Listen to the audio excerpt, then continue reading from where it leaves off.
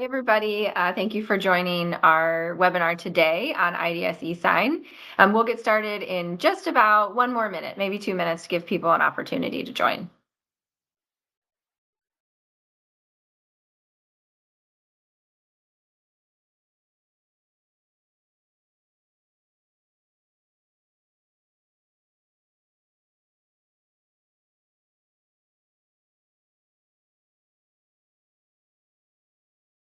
Okay, I see some people still filing in. If you're just now joining, you're here for the IDS eSign webinar. Really, the purpose of today's call is just to share a little bit about this product. It's actually a product that's been around for a long time. We have made some recent updates to it as well. And just the intention is for this to be educational, help people make sure they're leveraging the most of the product. And with that, let's go ahead and get started. So a couple housekeeping items first. Um, I There will be a survey at the end. Please respond to the survey. It really does help. And I'll try and remind you at the end to respond as well. Please take a minute to respond. It really helps us to form our content and know what's useful to all of you. And we have the questions box available, so feel free to drop questions in there as you have them. We may or may not get to them during the presentation, but we'll follow up with you afterwards for those questions that we weren't able to get to. And then there is a chat box, but the chat box just allows me to message you. It doesn't allow everybody to message each other. So I'll use that, might use that here or there to drop a link or something like that as well. So keep an eye on your chat box. And then we will also provide a recording of this presentation as well as a copy of the PowerPoint afterwards. And I'll point you in the direction of some additional resources. We've got some great user guides and other documentation related to this product. So with no further ado, I'll go ahead and get started. So we're going to start out. So for those of you who don't know me, I'm Allison Miller. I'm the VP of Innovation and Education here at IDS.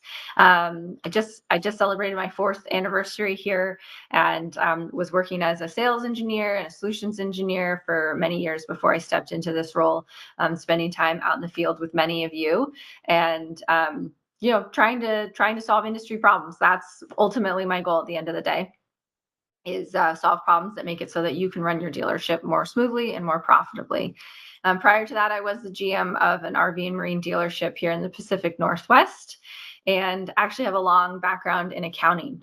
So as long as I feel like I've been in the RV industry, I was actually in telecom as director of finance well before that. So just a fun fact about me. So for today, we're going to cover, kind of why eSign, why does it matter? Why should you care about this? There's a lot of different products and features out there. And at the end of the day, some of them are cool, but I try to avoid shiny objects, and I want to focus on, here's why this matters to you and your bottom line. So we'll go through a couple of slides outlining the benefits, and then I will jump into a demo and show you high level overview of how it works, and also provide some tips on different module configurations you can set up to leverage this to your liking. So really what we have is a problem. It's an admin problem. It's a, manual paper-based problem, but there's also this legal protection problem as well, where when it's difficult to get signatures or store documents with signatures on them, it doesn't happen very often, luckily, but when it does, when a customer complains and says that, that's not what I agreed to, it's always nice to have that protection, have that audit trail as well. So what eSign does that's different from other non-integrated electronic signature tools is that it has several functions integrated right within the DMS. So you're able to initiate signing sessions from within the DMS, but then it also automatically stores those records both in the eSign portal as well as in G2 in the doc manager, depending on the configuration types. And I'll talk more about that as I go through the demo. And so, really the goal with a lot of things that I'm focused on right now is reducing double entry, eliminating errors, and just kind of streamlining operations for your team. And so, we do that by sending a document, whether it's a work order, an estimate, sales quote, F&I quote, or our rentals and storage documents, can all be sent right from within where your users are working in G2. They can be sent via email to the customer. They can be sent via, you can copy and paste a link and drop it into a text message, for example. And then also on the service side within Service Mobile, we have the ability to create a signing session right there on your mobile device. So you could, from your mobile device, you could still send it to the customer via email, or you could have it open up on a web browser and they could sign it right there. One thing as a former accountant that I really like is consistency. Even I used to tell my employees, I'd rather you do something consistently wrong than do it inconsistently right sometimes, wrong sometimes, because it's a lot easier to identify and address something when it's being done the same way over and over again than it is when you're kind of playing whack-a-mole and you're trying to figure out, okay, which way, which way did they do it this time, right?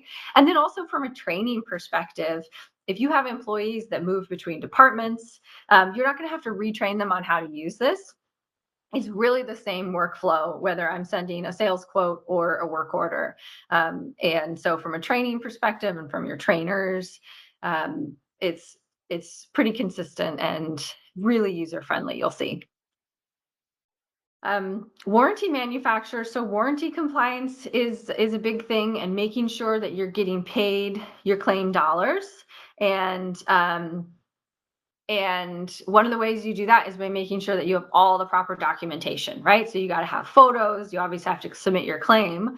But manufacturers also require signed work orders from the customer acknowledging that the work was completed. So now with this, you can have an electronic record of exactly what happened and that customer sign off to make sure that you're not slowing down or preventing any warranty payments coming from those manufacturers.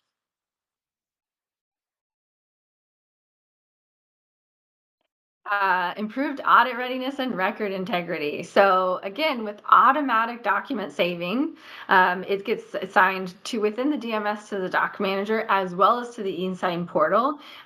So you can easily access those documents. And actually, I'll show you a tip when we get to the live demo as well.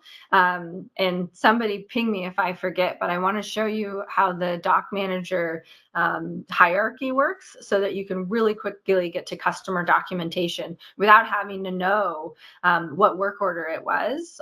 You can actually access that from the customer record.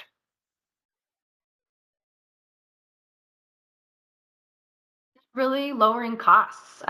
We had file cabinets and file cabinets and file cabinets full of, and file rooms full of all this paper documentation that we keep for compliance, for tax reasons, all of that. And this helps to reduce some of that burden. It slows down the time it takes to get customer signature and reduces that administrative burden on your staff, but also reduces the needs to store all of these paper documents that we have historically had in the dealership. The other thing is, in addition to all of these integrated features, eSign also functions as a standalone e-signature tool, similar to some of the known competitors in the field like DocuSign. So we don't just have the integrated feature, we have the benefit of all the integrated features, but you also have the ability to create custom templates, forms, do bulk sends of whatever forms you'd like, all from within the eSign portal. And I'll show you guys a little teaser of that as well. And we offer all of this, both the integrated and non-integrated functionality, at a really low cost entry point, much lower than the competition, because we really want to provide as much value to our dealers as possible while trying to keep costs low. So I won't go through how it works right now. This will be in the presentation just as reference material, but we will cover this throughout the demo, and then you'll have this as reference material going forward. Okay, so now we get to the good part where I get to actually show you what this looks like in action. So I'm going to go ahead and flip to my G2 screen. All right, so where I want to start before I go into the before I go into the different signing sessions, is starting with module configs. So I've already got my windows popped open here. So from admin, setup, update module configs. We've got a few different module configs that are relevant here. And don't worry about writing them down if you don't want to. I actually have a slide that calls out these specific configs so that you can reference them easily. But the first one is under global. So under global, brand new feature that we just rolled out in our spring release related to eSign is the auto provisioning of user access, auto provisioning and deprovisioning. And so previously you had to go into the license manager and you had to assign eSign licenses to users, right? And the feedback we got was, no, if someone has permission to do that, we just want them to be able to do it.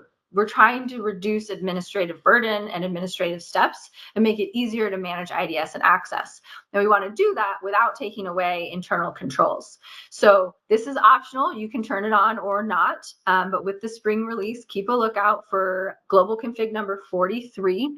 And this will automate eSign user access so that when a user has a role that gives them eSign permission, then they will automatically have that eSign license provisioned for them. So you don't have to go to License Manager to manage it. And let's see, what else was I going to say about that? Well, I'll just go ahead and show you what that looks like from the user standpoint. So staying right here in admin, if we go to administer G2, this is where we manage all of our roles. And so what we've done is we've actually rolled out, as part of the release, we've rolled out a role that is specifically called eSign. And I'll get to that in a second. So you'll notice here in the task list, we now have an option for eSign. So if a user role, and I'll look at a service advisor as an example. So there's our service advisor role. If a service advisor has this, if the service advisor user has this box checked, then anyone who has that role assigned to them in the new user wizard is going to be able to send it for e-signature. Now, if you find yourself in a position where you're like, well, I don't want everybody with that role to have that access, and I don't really want to have to create service advisor 1 and service advisor 2, service advisor with this and without this, then we've actually created an eSign role that's its own specific role. We've got a couple different eSign users in the demo account for some reason. Well, that's why, because this eSign user has everything. So let's pick one that doesn't have everything. There we go. So we've got this eSign role that just has eSign. It doesn't give them access to anything else. It just enables eSign for them. So then what we do is, from a user standpoint, you don't actually have to manage anything through maintain roles. All you have to do is, for the users that you want to have access, you would go to the new user wizard, and then you go to their roles and make sure that they're assigned that role for the locations you want them to have access to. So I'm in new user wizard under user locations. You'll notice here's the locations that I have enabled or disabled. And then over on the right-hand side, I've got my standard role. So in this current location I'm in, I've got the controller role, but then I've also got the eSign user role. You can also manage these through user groups as well. So kind of different ways to manage it, really based on, we want to make it easy for you to administer based on your existing workflow, no major changes, but also want you to be able to have sufficient internal controls. So only the people that you want are able to create these signing sessions. So that's global config and the eSign role modifications. Global config means it applies to all of your locations. So for the auto provisioning, deprovisioning, if you turn it on, it's on for all of your locations, and it'll follow each location's role setup. The next config that applies to eSign is under F&I, and it's F&I config number 36. So because of the sensitive nature of F&I quotes, we didn't want to automatically by default save a copy of that signed agreement to the doc manager.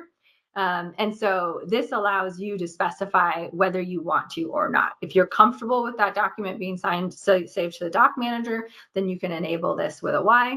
And if not, you can leave it blank, or or put N for no, and it will not automatically save the document to the doc manager. So it won't be saved within G2, but it'll still be saved within your IDS eSign portal. Lastly is service config number 198. So the original deployment of eSign for work orders, it just automatically added a signature line to the bottom and sent it. The user didn't need to do anything, but there was a desire to add things like job line level approvals, right? And so what we did was we added this config that if enabled, so if this is set to Y, it will actually pop up the signing session and allow the user to add additional signature fields or initials before they send that signing request. So for the purposes of this demo, I'll go ahead and set that to yes, so that you can see what that looks like versus if I had it set to no, when I hit set, send, it would just send a copy of the work order to my customer. So I'm going to update my module configs there, and then we'll go on and we'll look at this functionality. So I've got a couple examples, and I've got a work order and a sales quote pulled up. So keep in mind that the workflow is the same no matter where I'm sending it from. So I'm going to send an example of a sales quote and a work order, or show an example. It's the same workflow from an F&I quote, and it's the same workflow from an estimate if I were sending it from there. So just a couple examples to give you guys the idea. So whichever document I'm in, from the very top of the screen, if I have eSign enabled on my role, then I'm going to be able to click the Send Signing Request button. This is going to take me to the signing request window, and it's going to give me a couple different options depending on if I'm on the sales side or the fixed ops side. I have to make sure that the from address matches my my eSign user email, which in your environments likely always will. In my demo environment, I've got a lot of different things going on, so I'm just going to go ahead and put my official email address in there to make sure that everything goes smoothly, but you shouldn't have to update that. And then it'll automatically bring in the buyer's email address as well. But as you saw there, where there was none, I could input it at the time I'm sending it. It's going to automatically generate a subject line, but I can make changes to it and modify it if I want. The body of the email, this to me isn't actually super important because the email that comes through eSign actually has very detailed instructions. And so we don't really need anything in the body of the email. And we can set what's in the body through update codes and tables as well. So here we've got a few options. I'll show you different options with each example, keeping in mind that it's functionally the same no matter where I'm doing it from. So from here, I've got the option to just preview this document. So I'll go ahead and do that. It's going to open my PDF in a web page, and then I'll minimize this. So here's my generic sales quote template. So this is just showing me the document that I'm about to send for signature. That's all, right? It's just showing me that PDF version of my sales quote or F&I quote. Another thing to keep in mind here is if you're using the original kind of enhanced sales quote view and not this PDF version, then we'll want to get you updated to the PDF version to make it compatible with eSign. And that's something our support team can do for you and get that enabled. There we go. So then going back to my signing session, which I lost the window. There it is. So that's just going to show me a preview of the document. And then I've got a couple options here. I can create a link to copy and paste it either into a web browser right on my device or into a text message to the customer, or I can send an email. Either way, when I take either of these actions to create the link or send the email, that's when it's going to validate whether this from email address is a valid active eSign user or not, based on my role. So if my role has permissions and I don't have an eSign license, it's actually going to automatically provision that. And it does so basically without any delay. So from a user experience, they won't know that the system just spun up a license for them. Another thing about licensing here is keep in mind that eSign, we charge just a flat monthly fee of $150 per rooftop. And so you don't have to worry about like, wait a second, if it's auto provisioning, is my bill going to go up because I've got all these additional licensed users? Not at all. The licensing is just for control purposes and access control, but it doesn't impact your pricing because we opted to just go with a flat fee, not per transaction, not per user, to just make it really, really simple on this. So when I hit send email, that's going to create the session, and this is going to actually open the eSign browser. That's going to show me we're going to go, we're going to do some additional security validation here. Thank you, IT. And then this is going to show me that same PDF, but it's going to give me some options of fields that I can add. We're going to make sure that everything is extra secure today. Thank you. Okay, so here's that signing session of what we would send to the customer. And over on the left-hand side are our signer tags. Up at the top are the signers. So in this particular document, there's a buyer as well as a dealer representative. So by default, I'm just going to grab Robert and I'm going to drop him right onto here. And then I'm going to add a date field for him as well. And then I can go ahead and add a signature line for myself as well by just toggling to there. And then I can sign as the dealer representative and I can add a date and time. So these are all signer tags, meaning that the signer has to, or signers have to take some action, right? So you'll see there's other options, like I can put a drop-down list if I want to have them select from options. I can add radio buttons if I want to give them 3 options and choose from them. But these all require, or I can even put a text field if I want them to manually input text. But these are all require somebody to take action and fill them out. Down below these markups, these are just if I want to mark up the document, but it doesn't require the signer to take any action. So for example, if I just wanted to highlight, what the MSRP is, for example, then I could just do that, right? And it's just gonna add that highlight to the document. At this point, I could hit preview, but I'm looking at a preview of it right now. So preview doesn't functionally change what I see. So I'm just going to go ahead and send the document. Now this takes me into my signing session details that show me exactly what was just sent, a copy of the document. I've got some different actions. I can view that document that I just sent, and I can see the signing history. And down below, you can see this audit log that has started. I created the signing session and moved through that. I can also, from here, if I click on session, it will take me to the list of all of my open sessions. But I'm not going to do that right now because I'm going to come back to the web portal component. So I'm just going to leave that there for now, and I'm going to move on to the work order workflow, and then I'll show you the emails that are coming in related to these different signing sessions. All right, so this now is showing me that I'm going to just hit refresh here, and it's going to show me that the signers have now been invited to sign the document. So I can come back to this transaction at any time, and I can see the status of this. You'll also notice the signing link now says copy to clipboard. So even though I said choose send email, when I choose send email, it also creates a link. It's this link to the same document in the same signing session.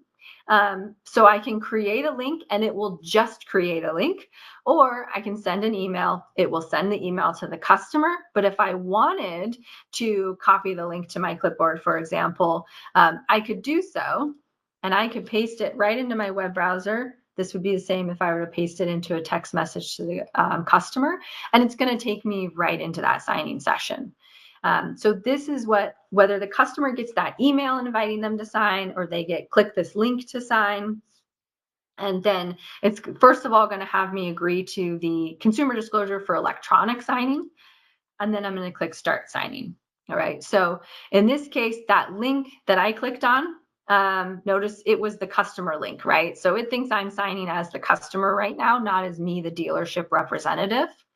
And I can click start signing and it'll actually take me through the necessary signature fields. Or if I just want to do it on my own, I can set that up. Now, if I want to edit my signature because that's not how I like how it looks, then I can actually choose different styles. There we go. So customer can choose what they want their signature to look like.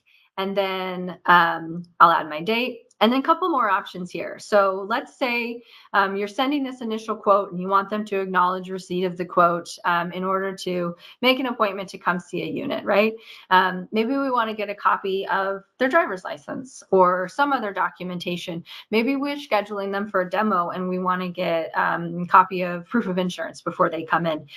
There's this little upload button right here. So this is where if I could either compose an email manually and drop that link in and say, oh, by the way, use that upload document to attach that additional documentation. So your customer can use this upload button, drag and drop files in here and attach that additional documentation to this form that they're signing.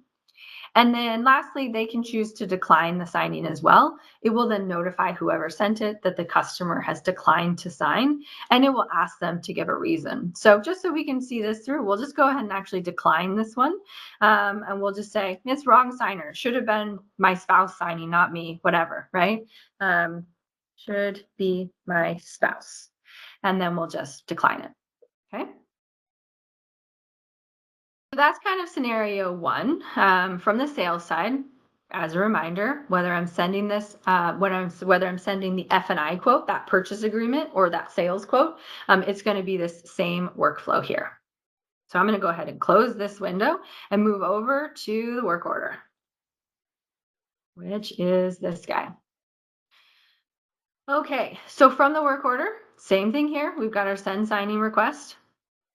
We've just got different options. We can decide whether we want to send the actual build value or the required estimate values. So depending on where we're at in the process, that's the other thing. I can send this work order multiple times. So I can send it to my customer right when I create the work order. I can check them in and have them sign it right on their tablet through Service Mobile. And that's just that initial, like, yep, this is what we agreed to do. As changes come in, let's say a part comes in and is identified through parts requests online that needs approval, it's over the approval threshold, I could send them another work order with that updated information. And then I could have them sign the final at the end saying, yes, all the repairs have been completed. So keep that in mind. You can actually send each document as many times as you want to get approvals all along the way. And so then I can also specify which bill types I want the document to show, and it'll X out, similar to when you're printing it. It really follows the same logic as printing it. It'll zero out or X out the billing items that you don't want it to show. So again, the only reason I'm putting my email address in the from and the to is for demonstration purposes. Generally, I wouldn't even need to mess with these fields. So same thing below, I've got my default subject line and then my body, which I can update if I want to. And then I can either create link or send email. Remember, I turned that config on. So this time I'll just go ahead and create link instead of send email, since we already did the send email option. But it's actually functionally going to do the same thing. It's going to open that window with the signing session. And then because I turned on that service config to allow me to edit this before I send it, it's going to pull up a PDF of that work order. So this is my customer work order. And then I can then add, so it already automatically added my signature line, which is what it would have done if I had the config turned off. But now I can add things like if I want to make the customer initial each job line, or a new job line, right? Let's say, for example, that something came up, after you did your diag and you're like, okay, here's the additional work. Then I can have them initial it. I can put a text field to have them fill in some additional information, whatever the case may be. And then you'll notice up here for the signers, it's just my customer, Matt, because this document doesn't require 2 signers. It doesn't have a dealership signer on it. So it's just my customer. And so from here, now when I hit send, it's not actually sending it, it's creating the signing session, but it's activating that link. And then it takes me right back to the sessions page where I can see the details of what I've sent. And so then coming back to my signing session history, a quick refresh is going to show my now copy to clipboard link. So Again, I can email it or I could copy it. And I just wanted to show an example of both. And then for this particular one, I'm going to copy it to the clipboard and I'm going to sign this one. And this one I'm actually going to, oops, wrong window. This one I'm actually going to sign. So remember the last one I declined. So just so we can see an example of all of the potential workflows, I'm going to go ahead and click through. So now I'm signing as customer Matt. Oops, I did not check the box. Oh, I'm faster than my internet today. There we go. That's just my sign that it's time to take a deep breath and slow down. And I'm maybe talking too fast when the internet goes, want to do that yet. I also can decline right from here. So if I, if I say no, I don't agree to these terms and conditions, then I could immediately decline as a consumer and not proceed to the signing request. All right, my internet is really not agreeing with me, so that's okay. We'll just jump over to the email side so that you all can see what these emails look like as they're coming in. So I'm just going to open my inbox really quick. I had it closed to avoid distractions. And here's our signing decline. So I want to show the invite first. So I will double click and open up this email. So this was that sales quote that I sent. It would be branded with, your logo and company information. And then it's going to say whoever sent the signing request. And this is what I was talking about, where you don't really need to include anything in the body of the email from when you're sending it, because it provides details on what the unit is, the quote number, as well as, how to proceed with signing this document. So this is the email that the customer would receive. And then you'll see here that they declined. So this email goes back to whoever initiated the signing session, regardless of document type. It's going to go back and say they've declined it. Also, anytime a customer takes action, so in this case, I have two emails related to it being declined. One is the email that went back to the customer saying you declined the session, this one, and the other one went back to the signer saying the customer declined to sign the session. So we've got that document here. That also includes a copy of the signed document. So where the customer does sign the document, it's going to automatically send them a copy. So from a user standpoint, all you have to do is create the session. And then it's going to tell you when they've signed or when they've declined to sign. It's going to automatically send your customer a copy, and it's going to automatically attach a copy to the work order, to the doc manager. And then it'll conditionally attach it to the sales quote or F&I quote, depending on your settings. So in addition to, so I'm going to close this signing session here and move on. In addition to these documents, we also have signing within rentals and storage. So I do want to show that briefly. I know this is a big area. We have a lot of we have RV customers with rentals and storage needs as well, and we also have high utilization on the marine side, especially for our marinas. So I'm just going to show a quick example. It's a little bit different. I won't walk through the whole workflow, but it is slightly different on the rental side. So I'm just going to go ahead and grab a contract here and open it up. I'm just grabbing one at random, so hopefully it doesn't say anything weird. And then from the Documents tab, so this is existing functionality. From the Documents tab, I can print a rental agreement or my rental quote. That automatically populates PDF. And then there's a historic email option that would just email them a copy of the PDF. But now we have the eSign option that allows you, and there's also other documents that you can build in. So it allows you to send both your quote or your agreement, as well as other documents that you have built into rentals. It allows you to send all of those for eSign. And then once I click eSign, it's going to go through the same signing session process. And then a little bit different, so it's worth pointing out, is once I've created those documents, I don't have the same UI here as I do for my other manager screens. So I don't have that pencil icon to open that signing session.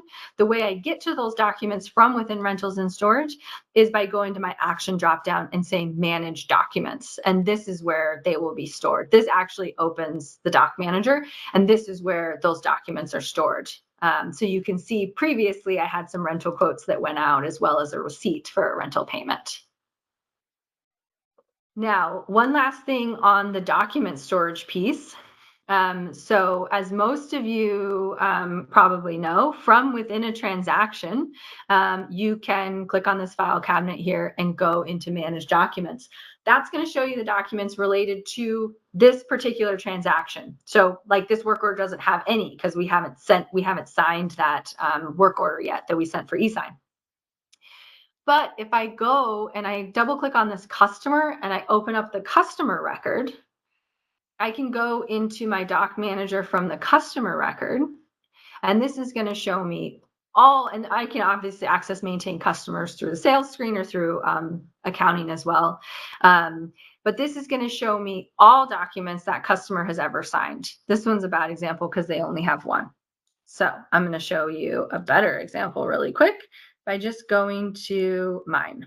So we'll pop over to maintain customers. So this is another way I could get here. And I know I have a whole bunch of documents stored under my customer number. So we'll do that and then go into my doc manager.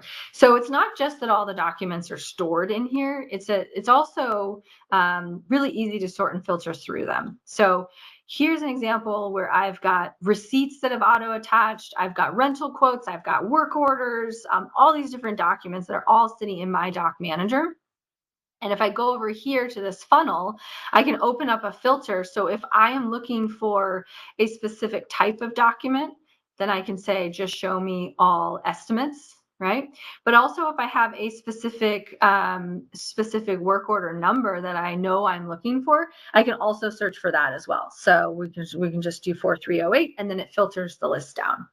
So this is a great way to see all of those documents all in one place. And quickly find what you're looking for. And it's not just things sent with eSign. So you'll notice that there's also receipts attached in here.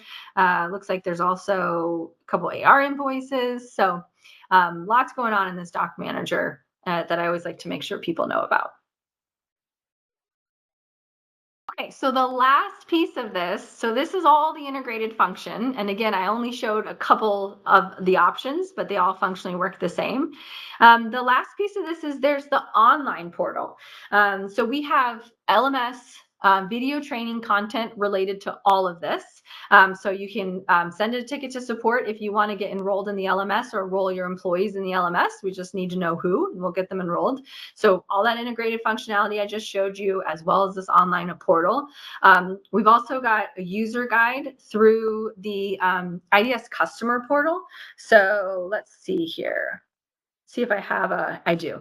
I'm going to log into the customer portal really quick before I show you guys this last piece, because I want to make sure everyone knows how to access the latest and greatest from a documentation standpoint. So we recently, just with the spring release, deployed a new system called Gitbook for all of our release notes. And so now when you log into the customer portal, the old release notes are still posted in the knowledge base like they were before. But if you click on this IDS docs, this actually you have to get here through the customer portal because that's how it's authorizing you. But then once you've done that, it'll remember you for a while. So you can shortcut this page and come back to it and it'll take you right to this, but it's not a public link. It does require authorization.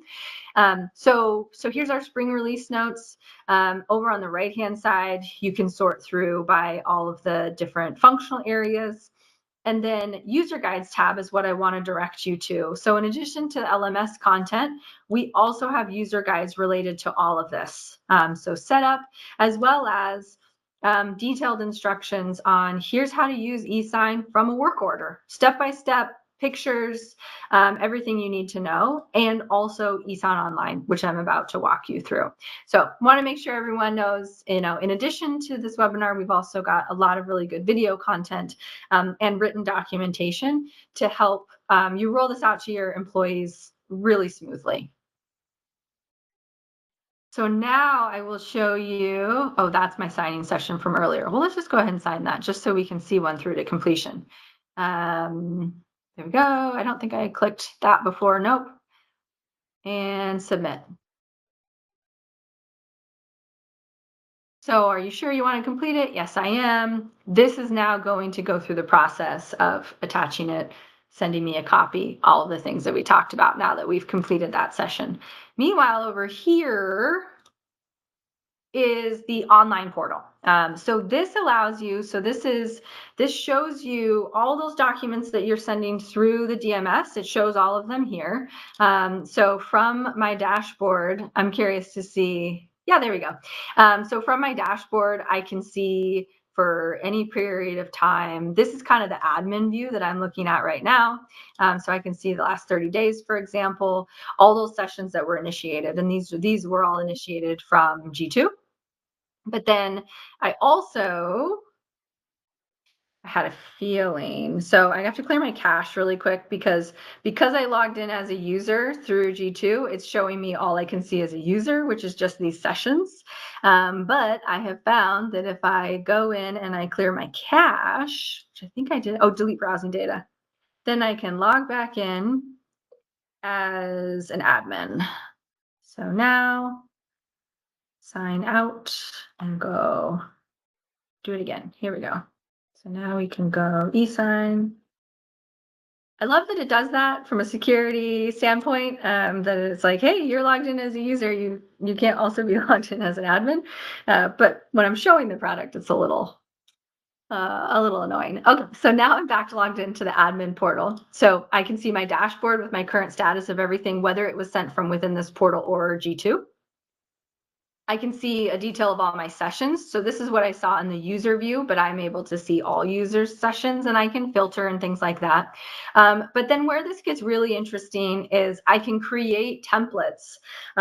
So if you've got documentation that you want to send that isn't one of the integrated forms, you can actually create, if it's something that you use over and over again, then you would create a template for that. So you can actually create a custom template here by uploading a PDF and dropping those fields on. So I played around with a couple different credit card authorization ones. I'll just edit this one.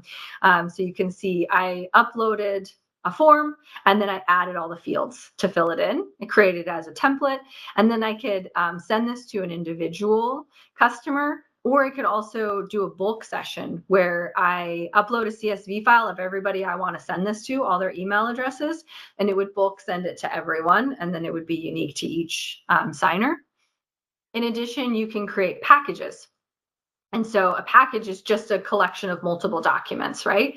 So you could go in and you can set in all your different templates, and then you could take those templates and form a package, say, of purchase docs, where you want to send more than just the quote or just the purchase agreement or just the work order. If you have other documents you want to send, you can send them as a one-off, or you can package them together, and you can send individually or in bulk to multiple customers.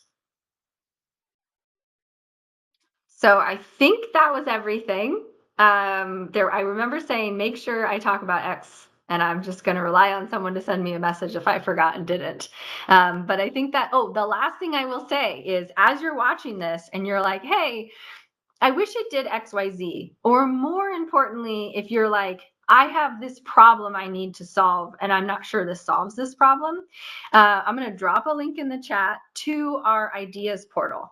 That was to someone. So hold on, let me make sure I send it to everyone. Let's try this again. Oh, it's only letting me send it internally right now. So I'll make sure I include a link in the in the final email that goes out to everyone. You can also access the idea portal from the customer portal. So if I go back here, there's submit an idea. It's the same. I was just going to provide a link to make it easy for you to get there. But I love your guys' feedback. And we really do look at those ideas. Now, we can't necessarily do everything everyone asks us for. The good news is we get a lot of input. But we do look at it, and the way I approach the ideas portal is I look for broad themes and solutions to solve dealerships' pain, right? So I'm going to try one more time on nope, still can't do it, Shahid. It's okay. I'll send it out later. So that's, just want to encourage everybody, share your feedback. We want to hear it. We want to continue making this product better. We are just now getting to our we're getting into our Q3 planning cycle. So now's a really great time to provide feedback for things that might make this even more useful for you all as we start planning ahead to the fall release, which I'm excited about already. So for you, those of you who missed the spring release webinar, go check that out. It's on the IDS website. There's a recording to it. These are the module configs provided just for reference here that I talked about. And then, oh, I've got a link in the slide deck as well. So submit your ideas right there under questions and feedback is a link to that. If you have any questions, so if you have questions about how the product works or need help setting it up, reach out to support. If you have questions for sales, then you can reach out to IDS Marine or IDS RV teams at the email addresses on the screen. And with that, that concludes today's presentation. Thank you everyone for your time today. I hope you found this useful. Please, please, please take the survey. It only takes a minute, and it really helps me to know that I'm providing you guys the right information and that it's useful to you. So I really appreciate you taking a couple minutes to do that. And otherwise, I look forward to seeing you all out on the road and in future webinars. Thanks, everybody.